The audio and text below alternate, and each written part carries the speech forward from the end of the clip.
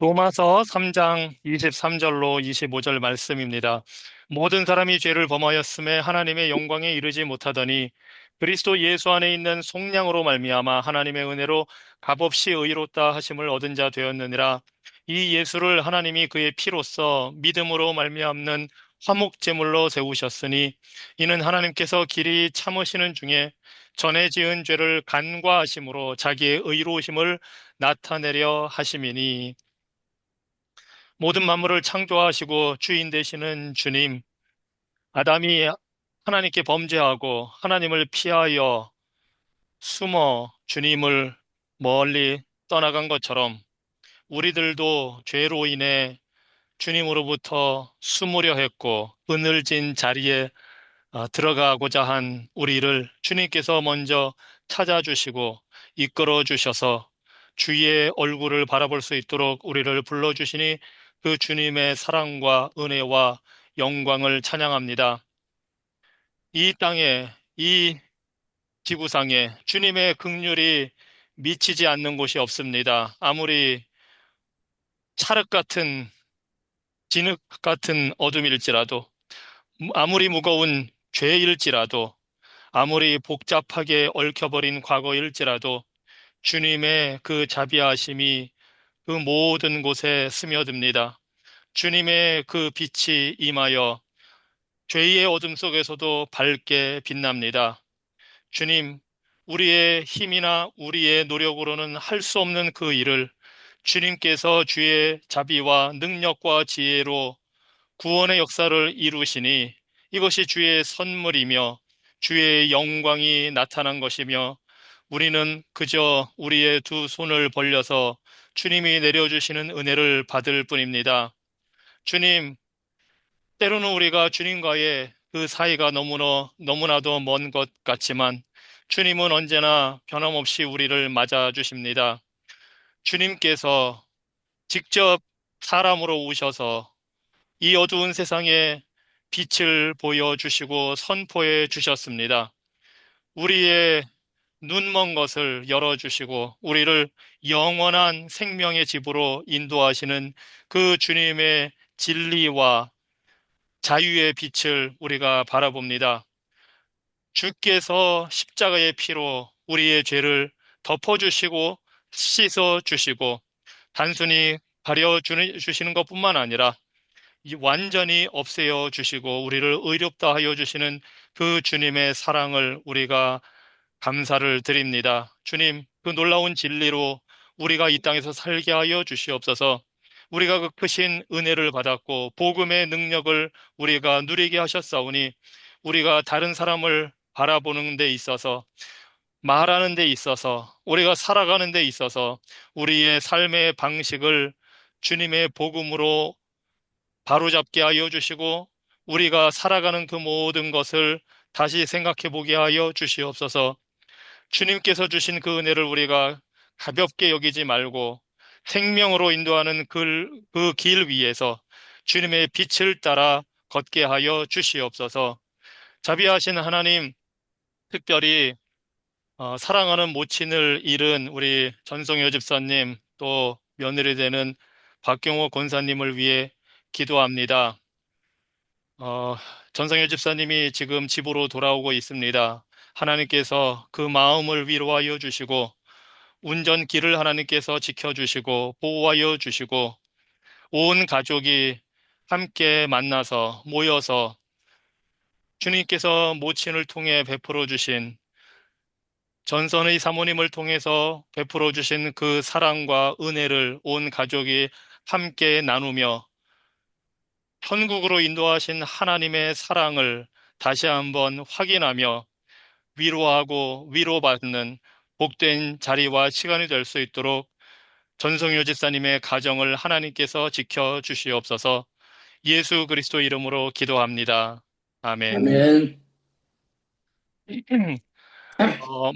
광고 들으셔서 아시겠지만, 우리 이제 전성효 집사님의 모친 되시는 전선의 권사님께서, 사모님께서, 월요일에 돌아가셔서, 장례 일정은 다음 주, 그 목요일과 금요일에 진행이 됩니다. 이렇게 가족들이 다 모이는데 또 이렇게 시간이 걸리고 그래서 아마 그렇게 하시는 것 같습니다. 그래서 다음 주 목요일 저녁 6시에 교회 본당에서 천국 환송 예배를 드리고 그 다음 금요일 날 아침에 발인 예배를 하고 하관 예배를 이제 드리게 됩니다.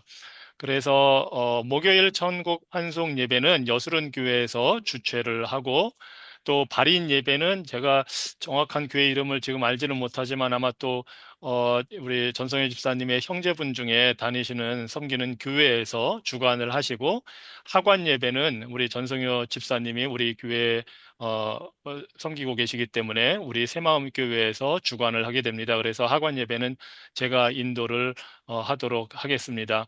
그 일정과 그런 것을 이렇게 기억해 주시고 시간이 되시고 가능하신 분들은 그 예배에 같이 참석해서 하나님께 영광을 돌리고 또 가족을 위로하고 함께 나누는 그런 시간이 되기를 바랍니다.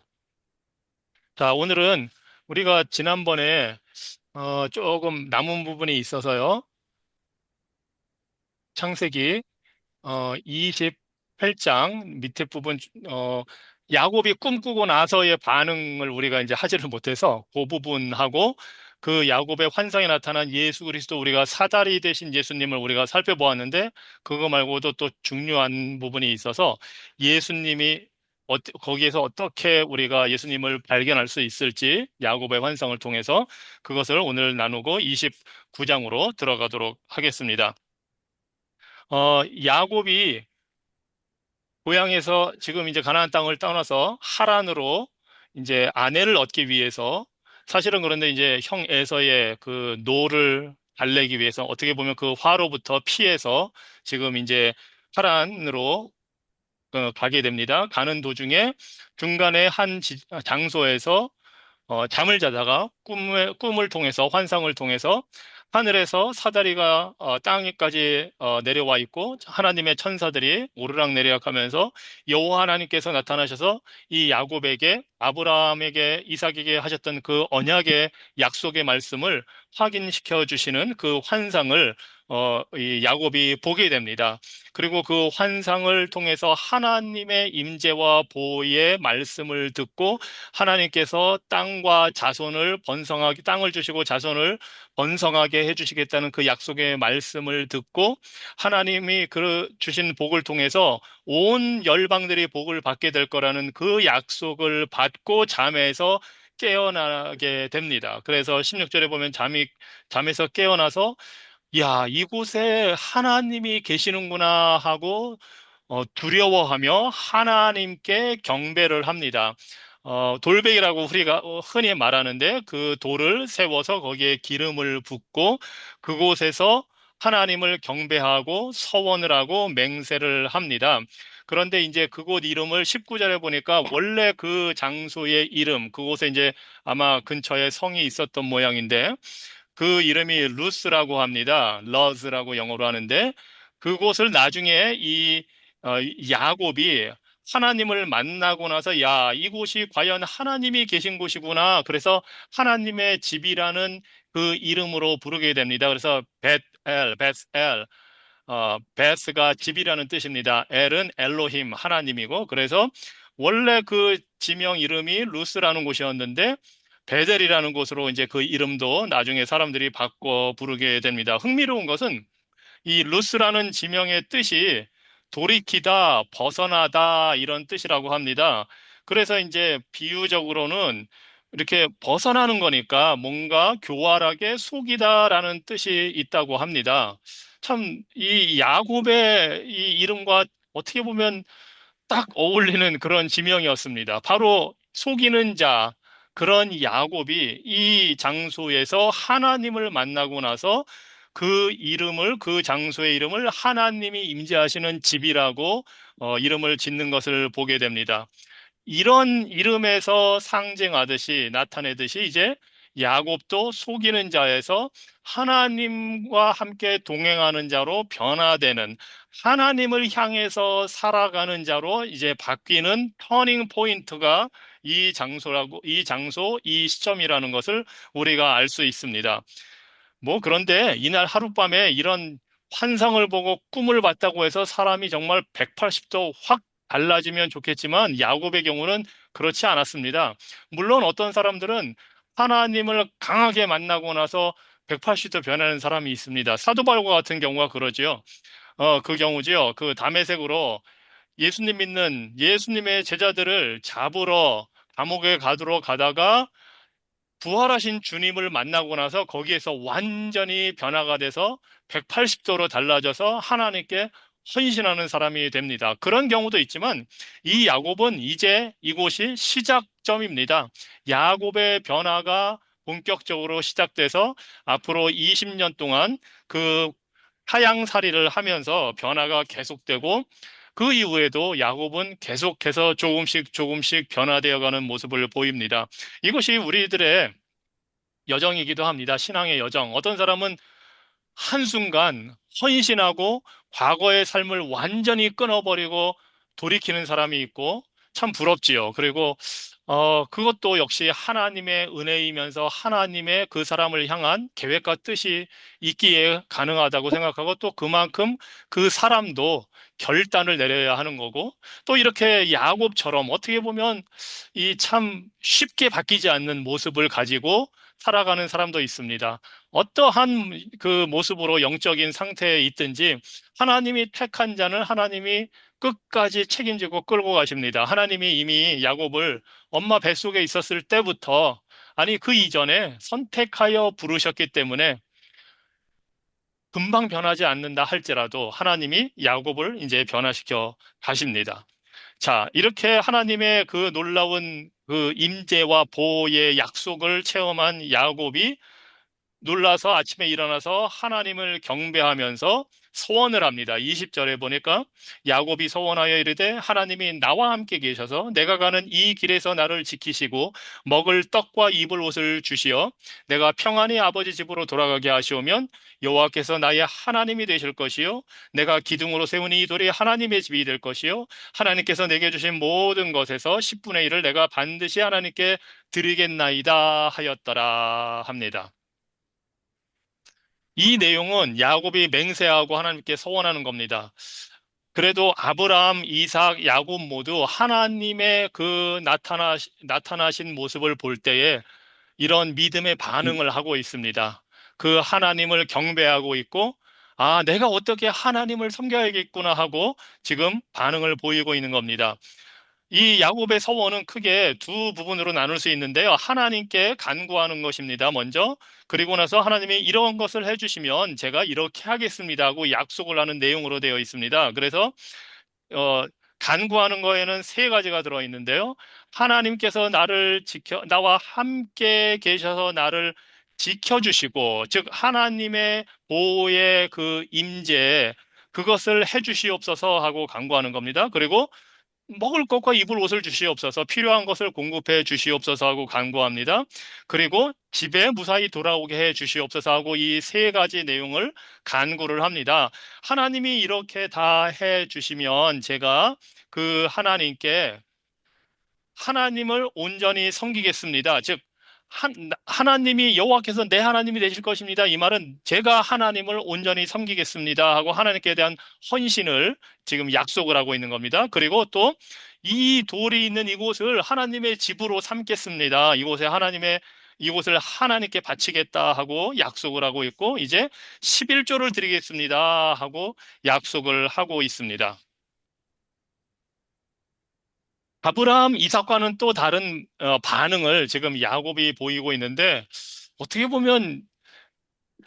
보면 계산적으로 보이기도 하고요. 아, 하나님이 이렇게 해주시면 제가 이렇게 하겠습니다 하고 마치 거래를 하는 듯한 모습이기도 합니다.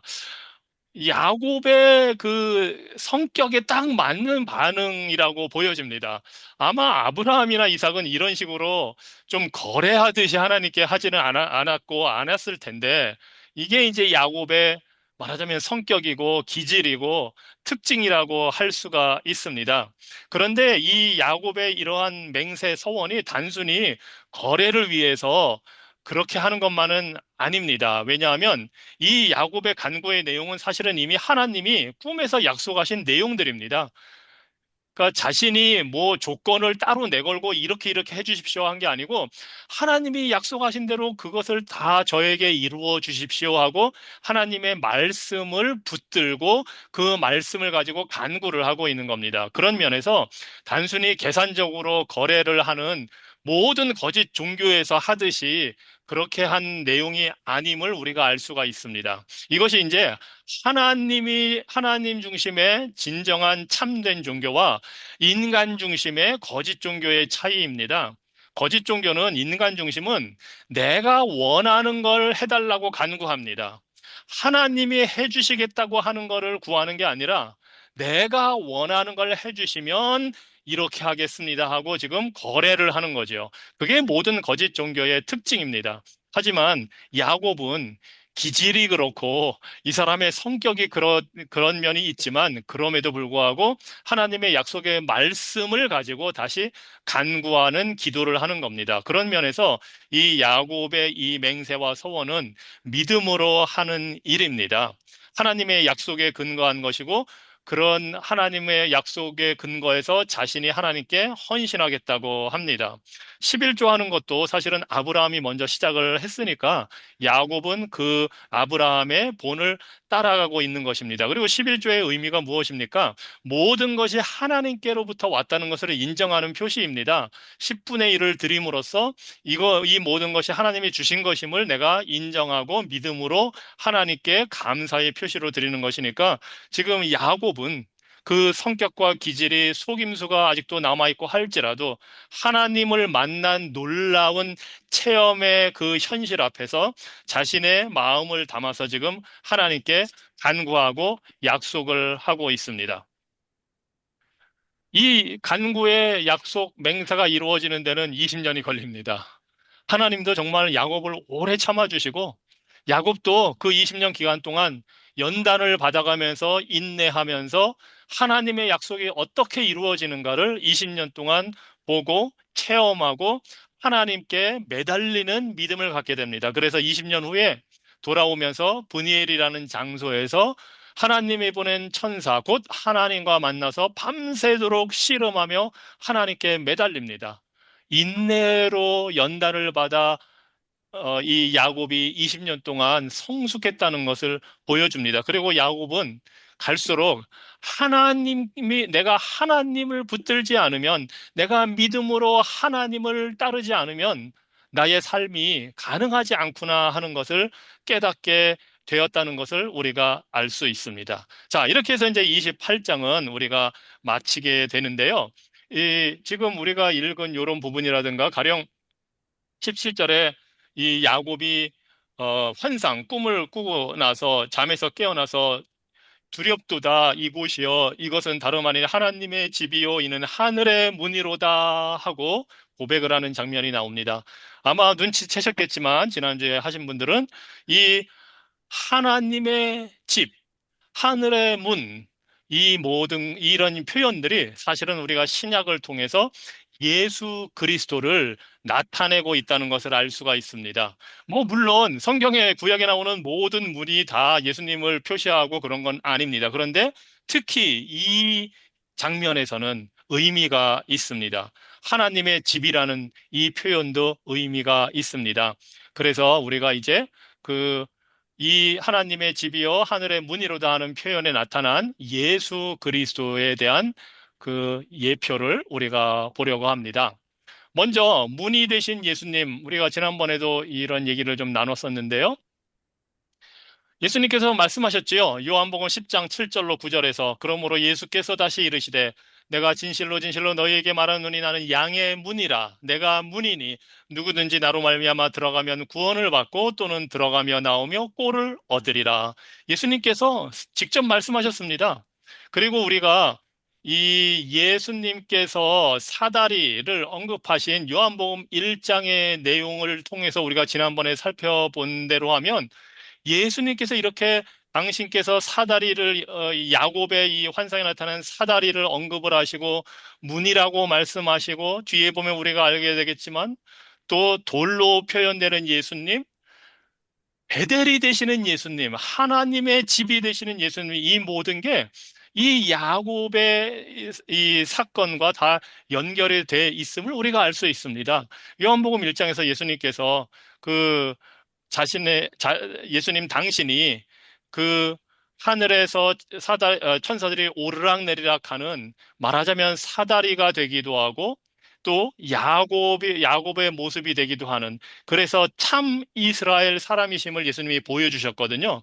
그래서 아마 이 야곱이 지금 체험하는 하나님과의 만남, 이곳에 우리 예수님도 성자로 성부 하나님과 함께 계셨기 때문에 당연히 이 야곱의 고백을 알고 계시고, 그래서 속이는 자 야곱이 이스라엘이라는 이름으로 첫 이스라엘 사람으로 바뀌게 되는 20년 후에 사건이 나타나는 것처럼, 이때로부터 약 거의 2000년 후에 오신 예수님이 참 이스라엘 사람으로 오셔서 내가 문이다, 내가 길이다, 내가 베델이다 말씀을 해 주시는 겁니다. 히브리서 10장 19절 20절입니다.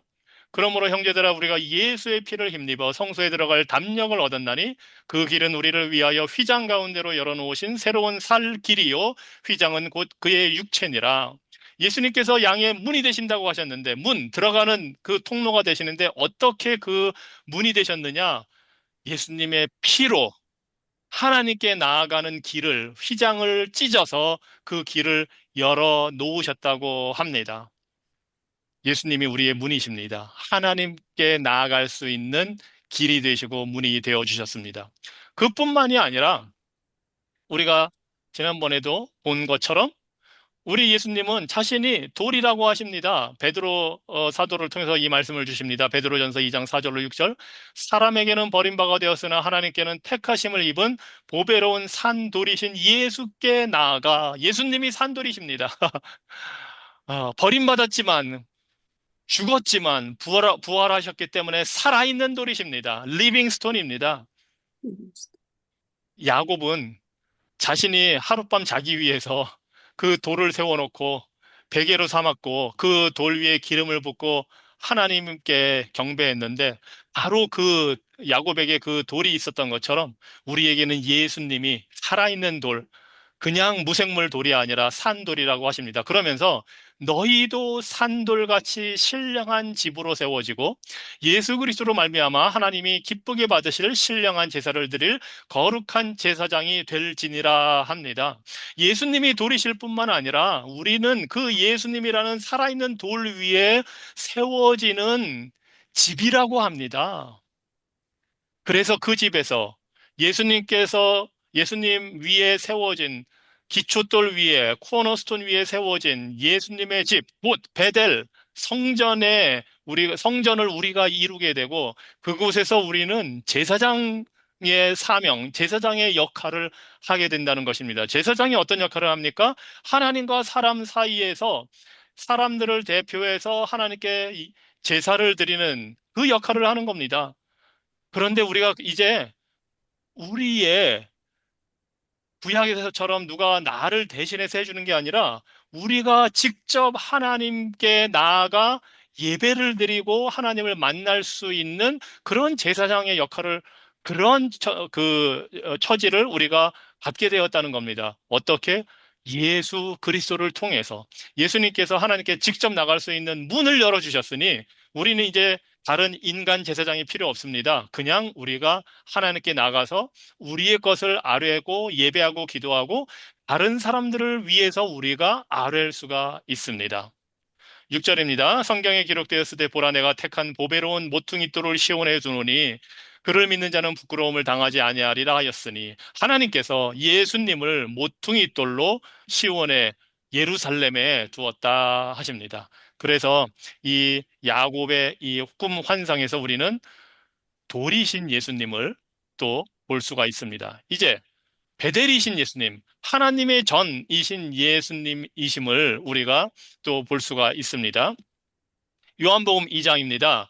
이제 요한복음 1장에서 나다나엘을 만나시면서 예수님이 이 야곱의 꿈 내용으로 예수님 당신이 인자로 오시고 당신이 사다리가 되시고 이런 것을 다 보여주시고, 요한복음 2장에서는 예루살렘에 가셔서 성전을 정화를 하십니다.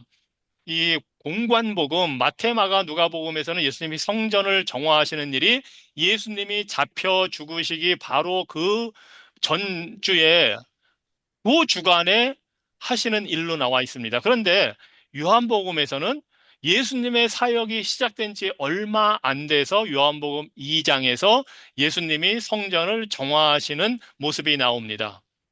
왜냐하면 예수님이 두 번 하셨기 때문입니다.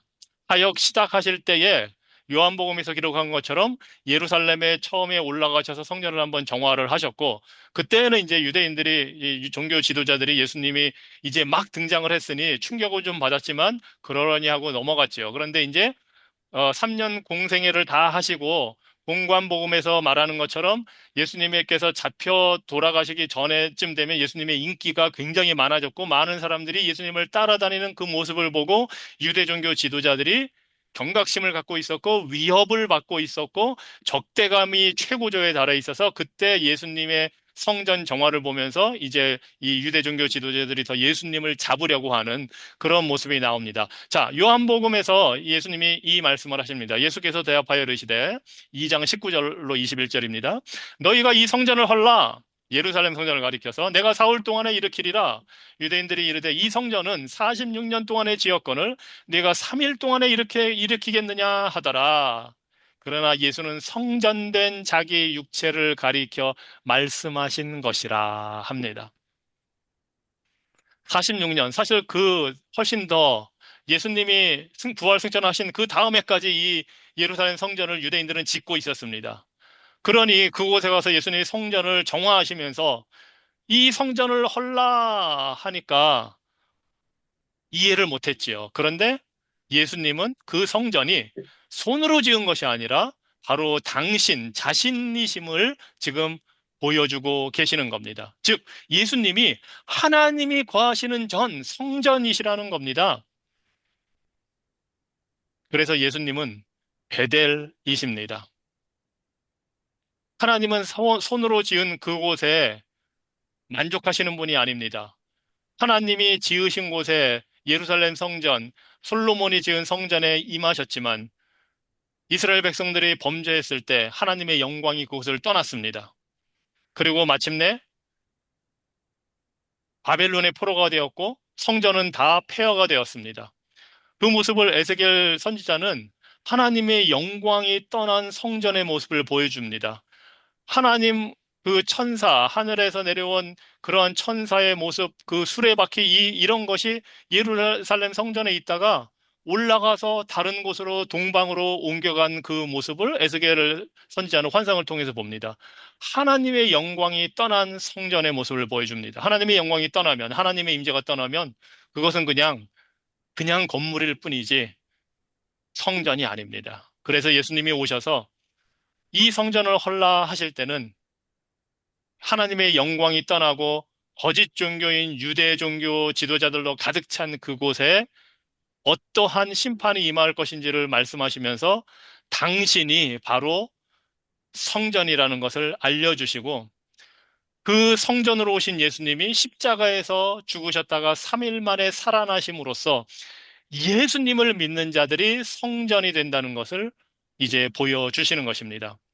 계시록 21장 22절입니다. 성 안에서 내가 성전을 보지 못하였으니 이것은 이제 새하늘과 새 땅이 될 때의 그 모습입니다. 새하늘과 새 땅이 오면 하나님께서 새하늘과 새 땅을 이루시면 이제 그곳에는 성전이 더 이상 없습니다. 왜냐하면 이는 주 하나님 곧 전능하신 이와 및 어린 양이 그 성전이심이라. 하나님이 성전이 되십니다. 어린 양 예수 그리스도가 성전이 되십니다. 왜냐하면 하나님의 임재한 곳이 바로 성전이기 때문에 이제는 더 이상 손으로 사람의 손으로 지은 성전 같은 것이 필요 없습니다. 새 하늘과 새 땅은 하나님의 임재가 충만한 곳이고 예수 그리스도가 거하는 곳입니다. 성령이 함께하는 곳입니다. 그래서 더 이상 성전이 필요 없고 우리가 예수님과 연합하여 있기 때문에 우리는 성전 대신 예수님 안에 하나님 안에 우리가 거하는 것입니다. 즉, 우리가 성전이 되는 겁니다. 이 사실을 에베소서 말씀은 뭐 우리가 이 모퉁이 돌 보도록 하죠. 2장 19절로 22절인데, 그러므로 이제부터 너희는 외인도 아니요, 나그네도 아니요, 오직 성도들과 동일한 시민이요, 하나님의 권속이라. 특별히 이방인들을, 이 에베소 교회, 이방인들이, 유대인들이 다 지금 사도 바울도, 제자들도 대부분 유대인 기독교인들인데, 그곳에 다 하나가 돼서 이방인들도 예수님을 믿음으로 기독교인이 될 때에 유대인 성도들과 더불어 동일한 하나님 나라의 시민이 되었다고 합니다. 그러면서 너희는 사도들과 선지자들의 터 위에 세우심을 입은 자라 그리스도 예수께서 친히 모퉁이 돌이 되셨느니라. 그의 안에서 건물을 받아 서로 연결하여 주 안에서 성전이 되어가고 너희도 성령 안에서 하나님의 거하실 처소가 되기 위하여 그리스도 예수 안에서 함께 지어져 가느니라. 우리가 예수님을 믿으면, 성전이 되신 예수님을 믿으면 우리가 그 성전이 되는 겁니다.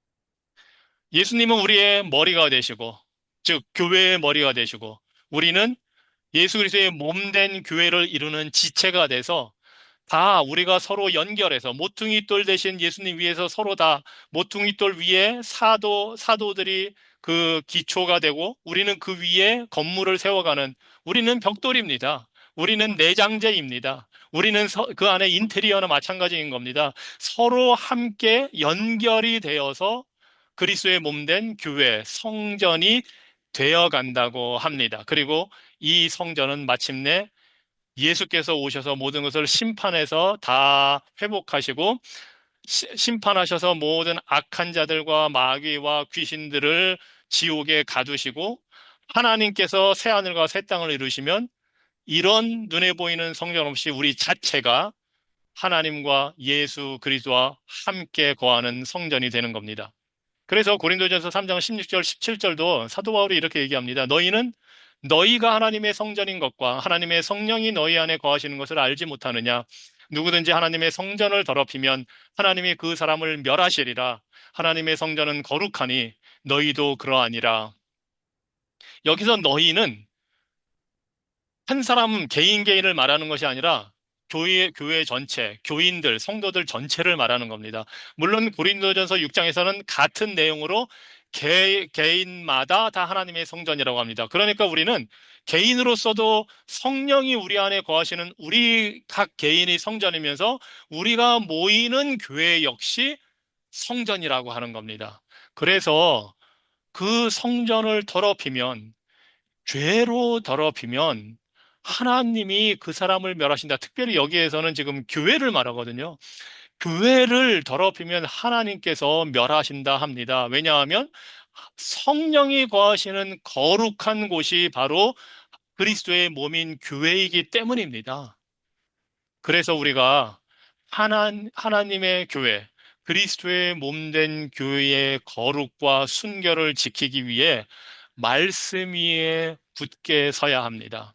그리고 이 사실을 우리는 이미 사도행전 6장 1절 이하에서 5장이었죠. 5장에서 아나니아와 삽비라를 통해서 봤습니다. 초대교회를 하나님이 세우실 때, 성령이 강력하게 역사하실 때에 그 성령 하나님에 대한 거짓말, 교회의 그 거룩함을 더럽히는 일을 하나님이 참지 않으셨습니다.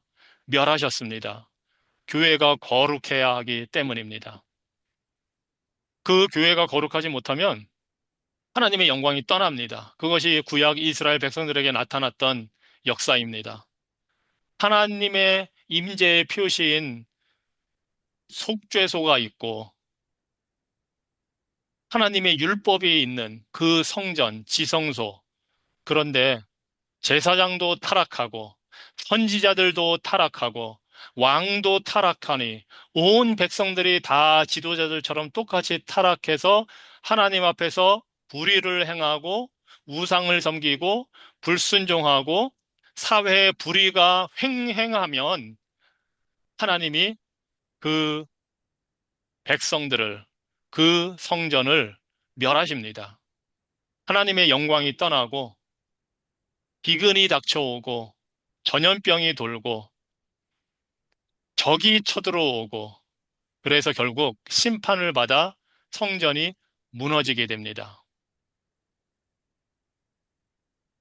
하나님의 교회는 하나님이 보호하시고 지키십니다. 하나님이 거룩을 유지하십니다. 야곱의 생애를 봐도 그렇고, 초대교회의 모습을 봐도 그렇고, 하나님의 징계, 하나님의 심판은 거룩하게 하는 도구이고 수단이고, 하나님이 택한 백성들을 거룩하게 변화시켜가는 인내하고 연단을 하게 하는 하나님의 은혜의 수단입니다. 야곱의 꿈에 나타난 이 짧은 내용의 꿈에 예수 그리스도에 대한 그 내용이 풍성하게 들어있는 것을 우리가 볼 수가 있습니다.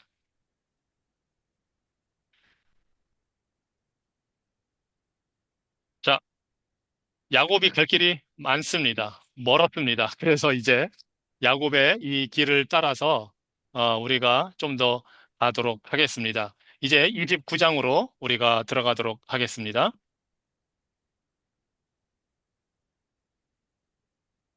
29장은 이제 29장부터는 사실은 한 장으로 딱딱 나누어 떨어지지는 않습니다. 29장 이 29장, 30장, 31장 가면은 이게 장에 걸쳐서 내용들이 좀 연결이 계속되기 때문에 한 장씩 끊어서 우리가 얘기하기가 쉽지는 않지만 그래도 대체적인 내용이 무엇인지는 알 수 있기 때문에 우리가 이제 이 내용을 제가 제목을 야곱의 결혼이라고 29장은 이렇게 붙여 모았습니다. 사실은 성경의 장, 절, 숫자, 이것은 원래 기록된 하나님의 기록된 성경에는 원래는 없었고요. 또 그것을 카피한 사본에도 사실은 없었고, 이런 건 나중에 편의를 위해서 말하자면 붙인 숫자들입니다. 장을 나누고 절을 나누는 것은. 그래서 장과 절이 원래 성경에 있던 것은 아니고 절대적인 기준은 아니기 때문에 이게 너무 여기에 얽매이지 않으셔도 됩니다. 단지 이것은 우리가 성경을 구분해서 읽기가 편하게 나누어 놓은 거니까 그런 보조의 차원으로 이해하시면 되고요. 자, 29장 내용을 좀 우리가 이제 개요를 보겠습니다. 1절부터 14절은 이제 드디어 라반의 집에 이 야곱이 도착한 내용이 나옵니다. 거기서 이제 라헬을 먼저 만나고 또 이제 라반에게 가서 라반의 가족을 만나는 장면이 나오고요. 그 다음에는 15절부터는 이제 이 레아와 라헬과 참 기구하게 두 자매와 결혼을 하게 되는 야곱의 결혼식의 장면이 이제 나옵니다. 그리고 사실은 이제 29장 31절부터는 30장에 이르기까지 이 레아와 라헬을 통해서 자녀들, 결국은 이제 최종적으로는 아들 12, 그리고 이제 특별히 딸이 하나 거론이 되죠. 디나라고. 그 자녀들을 낳는 그 내용이 쭉 나오게 됩니다. 신학적인 주제를 보면 하나님의 인도하심이 이 야곱의 삶에 계속되는 것을 우리가 볼 수가 있습니다. 그리고 그 과정을 통해서 뭐 이건 야곱의 삶 전체를 통해서 하나님께서 섭리하시는 가운데에 야곱이 연단을 받는 모습, 야곱이 성숙해가는 모습, 변화되어가는 모습이 나타나는 것을 볼 수가 있고요. 그 다음에 또 중요한 주제 중에 하나는 뿌린 대로 거두는 겁니다. 사필귀정이라고 제가 했는데 뿌린 대로 거둔다 하는 것이 이제 이 내용에서 우리가 알 수 있는 그 주제입니다. 그래서 우리가 이제 1절부터 읽으면서 쭉쭉 내려가 보도록 하겠습니다. 29장 1절부터 우리가 봅니다. 이 29장에 오면 이제 야곱이 꿈을 꾸고서 하나님께 맹세까지 하고 이제 길을 떠나고 근데 29장에 오면 이 하란으로 오는 목적이 아내를 만나는 거였으니까 이 결혼을 위한 것이 중요한 주제가 된다는 것을 알 수가 있습니다. 결혼은 사실은 야곱 개인에게도 중요하지만 하나님의 언약을 이루는 데 있어서 매우 중요합니다. 아브라함에게 하신 약속이 이루어지기 위해서는 자녀를 얻어야 하기 때문입니다. 그래서 사실 야곱은 굉장히 개인적인 그 차원에서뿐만 아니라 하나님의 언약을 위해서도 아내를 얻어야 하는 중차대한 임무를 지금 띠고 있는 겁니다. 1절부터 보겠습니다. 야곱이 길을 떠나 동방 사람의 땅에 이르러 여기서 그냥 단순하게 길을 떠났다고 돼 있는데 야곱이 이 원래 문자적으로 보면 그의 발을 들어 올렸다 하고 표현이 됩니다. 하나님을 만나고 꿈에서 힘차게 새 출발을 하는 겁니다. 지금 그 참 먼 길을 다리를 질질 끄면서 가는 것이 아니라 힘차게 하나님의 그 임재의 보호의 약속을 믿고 떠나는 것을 지금 이렇게 보여주고 있습니다. 야곱처럼 우리도 하나님의 약속을 붙들면 힘차게 발걸음을 내디딜 수 있습니다. 신앙의 발걸음을 힘차게 걸어갈 수가 있습니다. 자, 그렇게 해서 먼 길을 가서 2절에 보니까 본즉 들에 우물이 있고 이제 하란 땅에 온 겁니다. 바단 아람에. 그 곁에 양 세 떼가 누워 있으니 이는 목자들이 그 우물에서 양 떼에게 물을 먹임이라 큰 돌로 우물 아귀를 덮었다가 모든 떼가 모이면 그들의 우물 아귀에서 돌을 옮기고 그 양 떼에게 물을 먹이고는 우물 아귀 그 자리에 다시 그 돌을 덮더라. 우리가 창세기 24장에서 아브라함의 종이 그 이삭의 아내를 얻기 위해서 신부를 얻기 위해서 갔을 때에도 이런 비슷한 장면이 있었습니다. 우물가에서 리브가를 만나게 되지요. 여기는 좀 더 자세하게 설명이 나와 있는데 그 우물가가 단순히 한국에서 생각하는 뭐 어느 정도 이렇게 위에 있는 그 만들어 놓은 구조물에서 뭐 도르래나 이래 두레박을 내리는 게 아니고 여기는 이제 땅에서 샘 같은 게 솟아나도록 아래로 이렇게 내려가는 걸어 내려가는 것으로 돼 있고 그게 꽤 큰데 거기에 돌을 덮어놔서 뭐 이물질이 안 들어가게 하고 뭐 또 동물들이 빠지지 못하게 하고 이렇게 하죠. 그런데 여기서 좀 구체적인 내용으로 나오는데 세 떼가 있고, 그러니까 목자들도 적어도 세 명 이상이 있는 거고, 그런데 이상하게 이 사람들은 물을 먹이지 않고 지금 기다리고 있습니다. 보통 여러 떼가 모여서 여러 사람이 이 돌을 옮겨야 하기 때문입니다. 이게 그 당시에 이제 관행인데, 자, 이런 이제 상황에 야곱이 도착해서 그들에게 이르되 그 이제 목자들에게 내 형제 어디서 왔느냐? 그들이 이르되 하란에서 왔노라.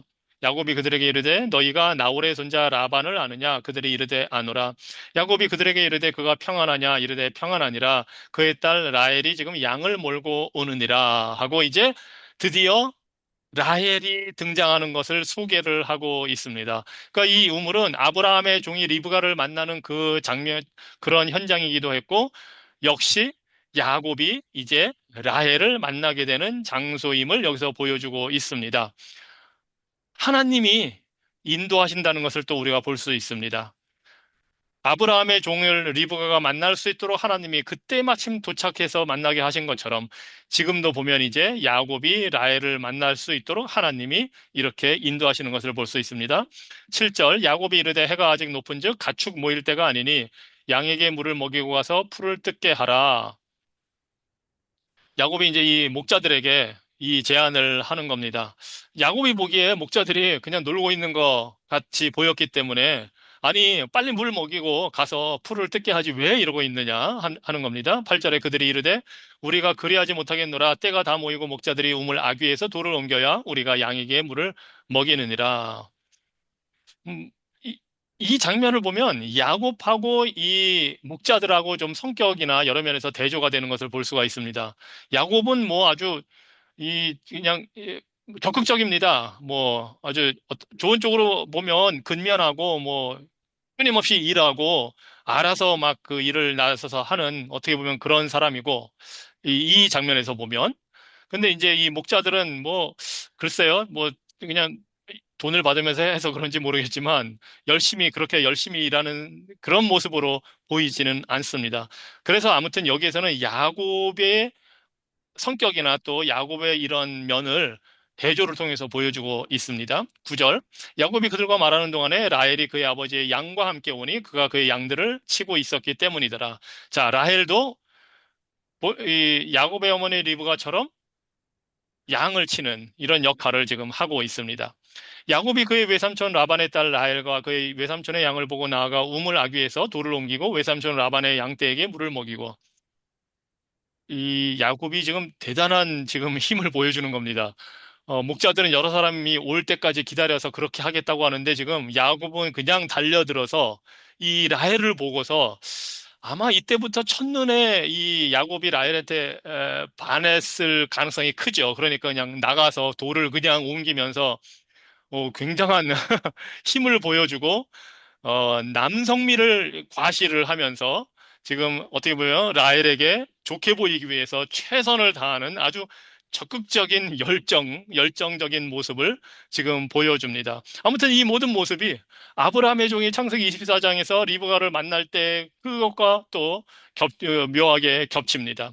11절, 그가 라헬에게 입 맞추고 소리내어 울며 그에게 자기가 그의 아버지의 생질이요 리브가의 아들됨을 말하였더니 라헬이 달려가서 그 아버지에게 알림해 라반이 그의 생질 야곱의 소식을 듣고 달려와서 그를 영접하여 안고 입 맞추며 자기 집으로 인도하여 드리니 야곱이 자기의 모든 일을 라반에게 말하매 라반이 이르되 너는 참으로 내 혈육이로다 하였더라. 야곱이 그 한 달을 그와 함께 거주하더니 여기까지가 바로 이제 야곱이 라헬을 만나서 라반의 집에 들어가는 장면입니다. 그런데 창세기 24장과는 좀 다른 게 아브라함의 종은 리브가를 만났을 때에 하나님께 엎드려 경배했다고 했거든요. 그런데 야곱은 그런 모습은 보여주지 않습니다. 라헬을 보고 너무 반해서 그런 것인지 아니면 이 야곱의 믿음의 그 수준이 아직 아브라함의 종만 못한 것 같습니다. 참 대조적인 모습입니다. 야곱은 굉장히 자신을 과시하는 모습을 보여줬고, 하지만 종은 철저히 하나님을 의지하고 하나님을 경배하는 모습을 보여주었거든요.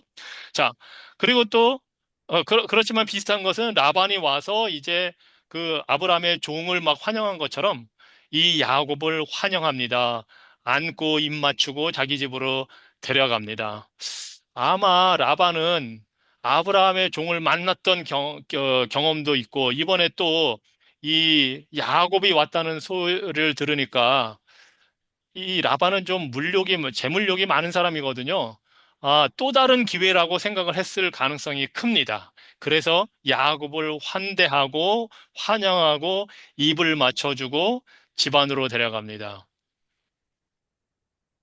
뭐, 이 당시에 관행이나 지금도 중동은 그렇죠. 만나면 입 맞추는 거 이렇게 하는 게 이 중동의 관습인데 참 여기에서 입 맞췄다는 거는 야곱이 이삭을 속일 때 입을 맞춘 그걸 알고 나면 그냥 자연스러운 그냥 인사하는 입맞춤으로만은 생각이 되질 않습니다. 뭔가 사람들이 의도를 가지고 입맞춘다는 게 야곱이 속일 때부터 자꾸 이제 떠오르게 돼서 그런데 사실 라반도 이렇게 입맞추고 환영을 하지만 나중에 야곱을 속이거든요.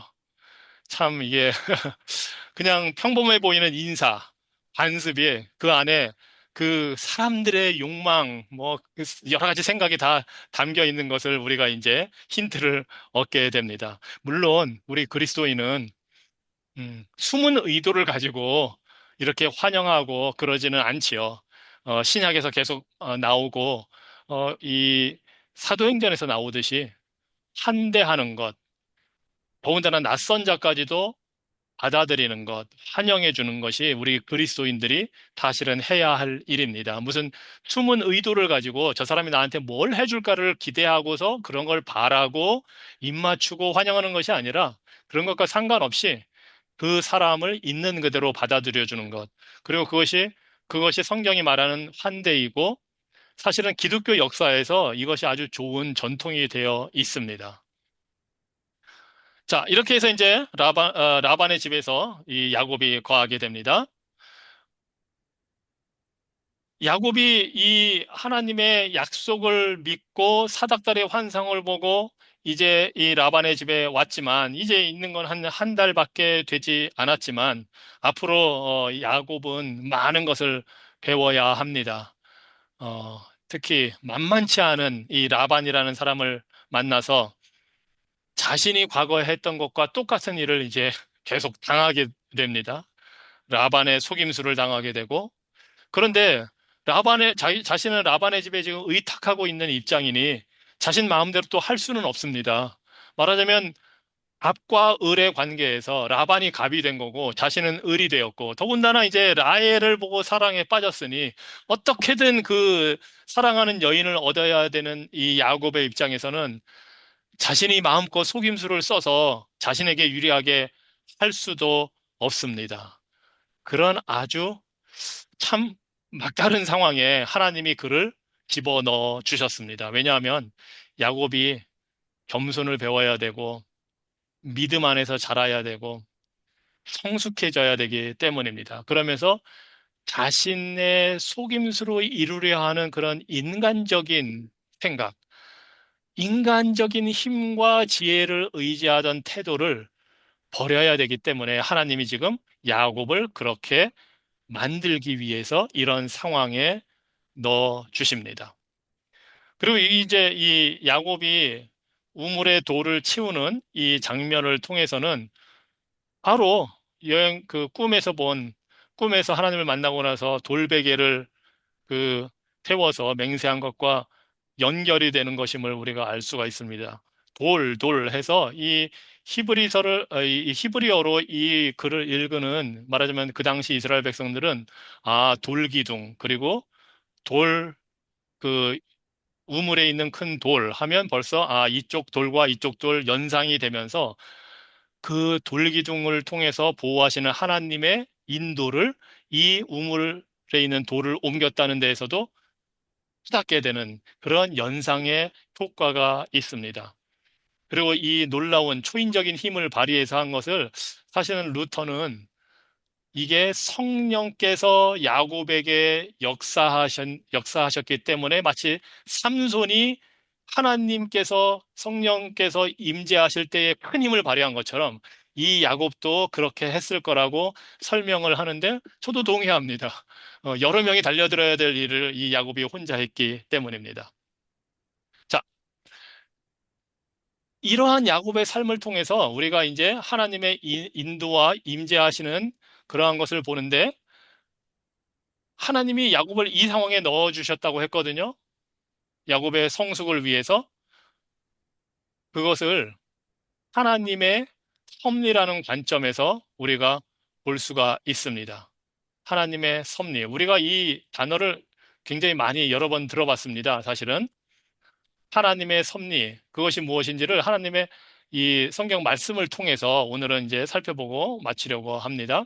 성경에 하나님의 섭리가 무엇인지 묘사하거나 설명하는 그러한 구절들이 많이 있는데 몇 가지를 좀 보려고 합니다.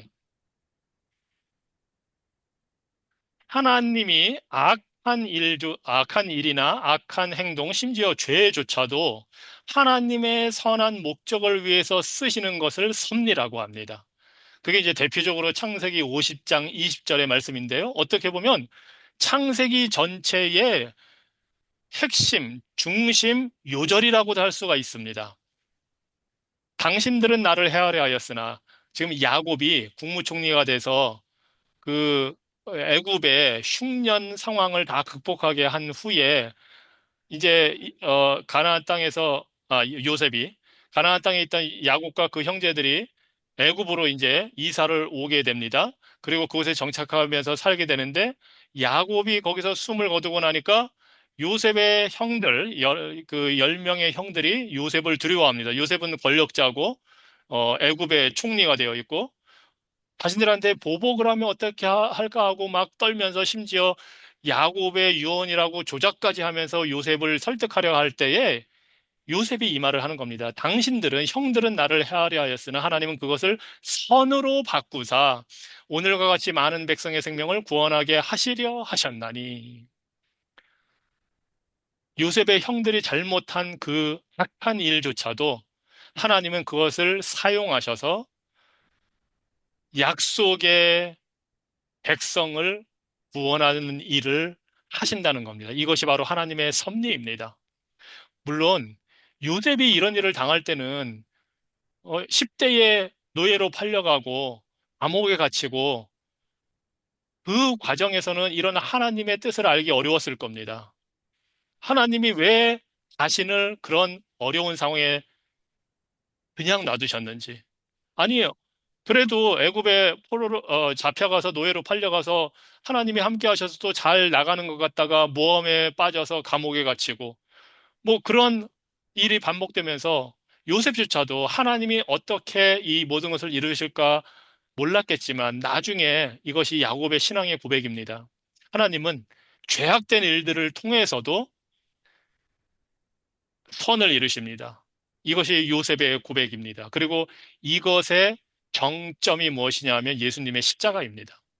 유대인들은 예수님을 십자가에 못 박히는 악을 저질렀지만 하나님은 그 악행을 통해서 인류를 구원하시는 그 선한 역사를 이루십니다. 이것이 바로 하나님의 섭리라는 것입니다. 자, 두 번째로, 섭리는 무엇이냐? 인간이 계획하지만 인간의 뜻대로 이루어지는 것이 아니라 하나님의 뜻대로 이루시는 것이 하나님의 섭리입니다. 잠언 16장 9절입니다. 사람이 마음으로 자기 길을 계획할지라도 그 걸음을 인도하시는 이는 여호와시니라. 우리 모두는 나름대로의 계획이 있습니다. 하지만 하나님의 뜻이 우리의 계획을 이깁니다. 그리고 우리는 그것 때문에 감사할 수 있습니다. 내가 원하는 대로 되지 않는 것에 대해서 감사할 수가 있습니다. 아니, 물론 그전에는 요셉이 감옥에 갇혔을 때는 감사하기 어려웠을 겁니다. 하지만 내 계획은 빨리 감옥을 벗어나서 빨리 정상적인 삶을 살고, 아니, 어떻게 보면 빨리 고향으로 돌아가는 게 내 계획일 수 있지만 그 걸음을 인도하시는 분은 여호와 하나님이십니다. 하나님의 뜻이 이루어지게 하시는 것, 그것이 바로 하나님의 섭리입니다. 그 다음에 섭리란 무엇이냐? 믿는 자의 삶을 하나님이 궁극적인 선을 위해서 사용하시는 것이 바로 하나님의 섭리입니다. 그것이 바로 로마서 8장 28절의 말씀입니다. 하나님을 사랑하는 자 곧 그 뜻대로 부르심을 입은 자들에게는 모든 것이 합력하여 선을 이루느니라. 하나님이 선을 이루십니다. 하나님이 구원을 이루십니다.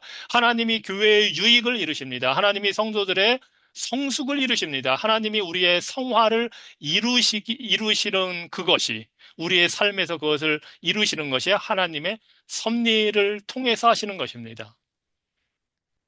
또 하나님의 섭리는 가장 작은 생명까지도 포함합니다. 즉 하나님의 섭리에서 벗어나 있는 것은 우주 안에 하나도 없습니다. 예수님께서 말씀하셨습니다. 마태복음 10장 29절로 31절에서 참새 두 마리가 한 아사리온에 팔리지 않느냐? 그러나 너희 아버지께서 허락하지 아니하시면 그 하나도 땅에 떨어지지 아니하리라. 동물들이 태어나서 살고 죽는 거, 그 모든 게 다 하나님의 섭리 안에 있다는 겁니다. 너희에게는 머리털까지 다 세신 바 되었나니 두려워하지 말라. 너희는 많은 참새보다 귀하니라. 하나님이 모든 것을 섭리 가운데 유지하시고 하나님의 목적을 위해서 끌고 나가시기 때문에 우리의 삶에 대해서 우리가 걱정할 것이 없다는 겁니다. 두려워할 필요가 없다는 겁니다. 또한 하나님의 섭리는 우주 만물에 미치는 통치입니다. 주권적인 통치입니다. 시편 103편 19절입니다. 여호와께서 그의 보좌를 하늘에 세우시고 그의 왕권으로 만유를 다스리시도다. 자연계뿐만 아니라 인류 사회, 역사에도 하나님의 섭리의 손길이 있습니다. 하나님은 주권적으로 통치하시는 분이십니다. 왕들을 세우시고 통치자들을 세우시고 왕들을 폐하시고 통치자들을 물러나게 하십니다. 어떤 독재자가 선다 할지라도 우리의 마음에 맞든 맞지 않든 통치자가 세워지는 것도 하나님이 하시고 그들을 하나님이 다스리십니다. 그리고 그렇게 다스리시는 하나님의 주권적인 통치의 목적은 하나님의 교회를 위해서입니다. 하나님의 택한 백성을 위해서 하나님은 다른 모든 것을 움직이시고 때로는 필요하면 어떤 통치자가 전쟁을 시작할 때 허용하기도 하시고 그런 악을 통해서도 선을 이루시고 러시아와 우크라이나 전쟁 때에 우크라이나에 있는 많은 교회들이 피난을 가야 했고 무, 어, 무너지기도 했지만 그때가 또 많은 우크라이나 사람들에게 복음을 전하는 좋은 기회가 되었습니다. 그리고 그곳에서 다른 유럽 국가로 피난 간 사람들이 복음을 접할 기회가 되었습니다. 이 모든 것이 하나님의 섭리입니다. 주권적인 통치입니다. 섭리라는 것은 계속 우리가 봐서 알지만 하나님 뜻대로 모든 것이 되는 것을 말하는 것입니다. 에베소서 1장 11절입니다. 모든 일을 그의 뜻의 결정대로 일하시는 이의 계획을 따라 우리가 예정을 입어 그 안에서 기업이 되었으니 하나님의 섭리는 택한 백성을 구원하시고 교회를 위하시는 것인데 이 모든 뜻과 계획은 이미 영원 전에 이루어져 있는 것입니다. 그리고 하나님은 영원 전에 계획하신 것을 시간과 공간 안에서 인류의 역사 안에서 우리의 삶 가운데에서 자연 만물 속에서 이루어 가시는 것입니다. 그 목적은 우리가 하나님께서 예정하신 대로 하나님의 백성으로 구원받아 새하늘과 새 땅, 하나님의 나라에 들어가는 그 일을 위해서 하나님이 이런 일을 하십니다. 또 하나님의 섭리는 민족과 역사 전체를 인도해서 사람들로 하여금 하나님을 찾게 합니다. 사도행전 17장 26절 27절 말씀입니다. 하나님께서 인류의 모든 족속을 한 혈통으로 만드시고 그들의 거주지와 시대를 정하셨으니 이는 사람들로 하나님을 찾게 하려 하심이라. 이 세상에 많은 나라가 있고 한 나라의 역사가 정해져 있고 정권이 바뀌고 정치가 이렇게 요동쳐가는 이 모든 것도 하나님의 그 섭리 안에 있는 겁니다. 그 모든 일을 통해서 하나님을 찾게 하시려고 이렇게 하시는 것입니다. 세계화가 진행되는 것도 하나님의 섭리 가운데 있었고, 이제는 각 나라와 국가와 민족이 자국 보호, 자국 우선 중심으로 돌아서는 것도 하나님의 섭리 가운데서 일어나는 일입니다.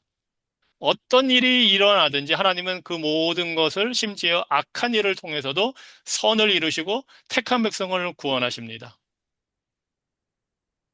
북한의 90년대에 고난의 행군이라는 아주 비참한 시대가 왔을 때에 수만 명의 사람들이 중국으로 탈출했고, 그때에 중국이 한참 개혁 개방을 통해서 이 세계화에 동참해서 막 성장을 할 때에 전 세계에서 많은 교회단체, 선교단체가 그곳에 들어갔고, 북한을 탈출한 사람들이 선교사님들을 통해서 복음을 접하게 되었고, 그들 중에 북한으로 다시 돌아가서 복음을 전하는 사람들이 있습니다. 그렇게 해서 그 한 세대가 하나님의 복음을 듣고 택한 백성들이 구원받도록 하나님께서 역사를 하셨습니다.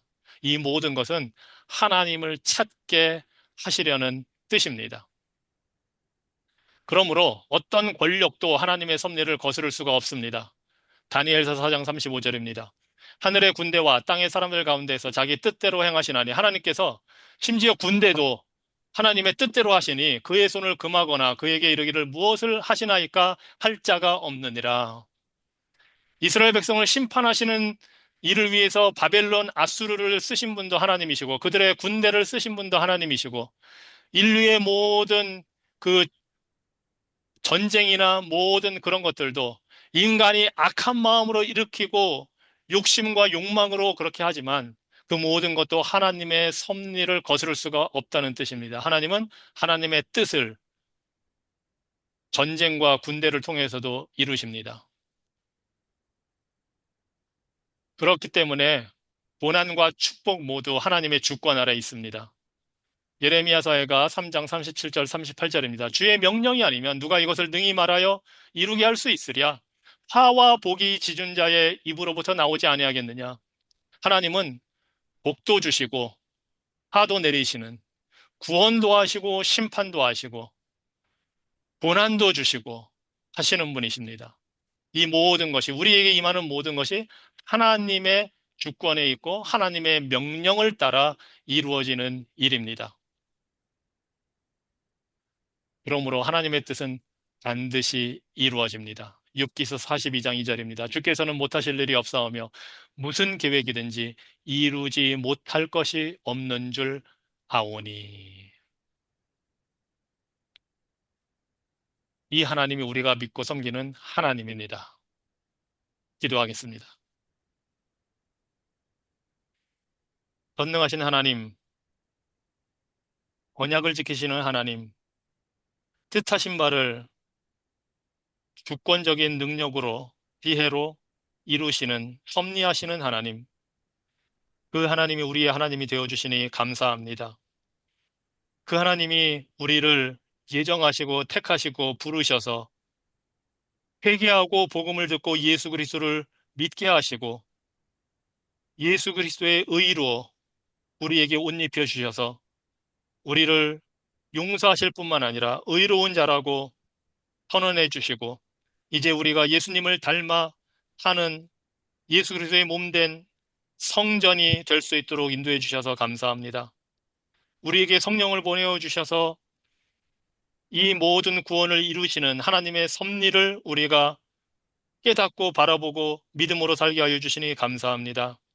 우리의 삶을 날마다 주님께 의탁하게 하여 주셔서 말씀하신 대로 반드시 뜻을 이루시는 살아계신 하나님을 우리가 온전히 두려워하고 경외하며 그 하나님 안에서 우리가 참된 쉼과 만족과 기쁨을 누리며 주 하나님만으로 기뻐하는 삶이 되게 하여 주시옵소서. 예수 그리스도 이름으로 기도합니다. 아멘. 아멘. 아멘. 네, 감사합니다. 수고하셨어요. 예, 감사합니다. 감사합니다. 감사합니다. 예, 평안한 저녁 되세요. 네, 목사님도요. 감사합니다. 예.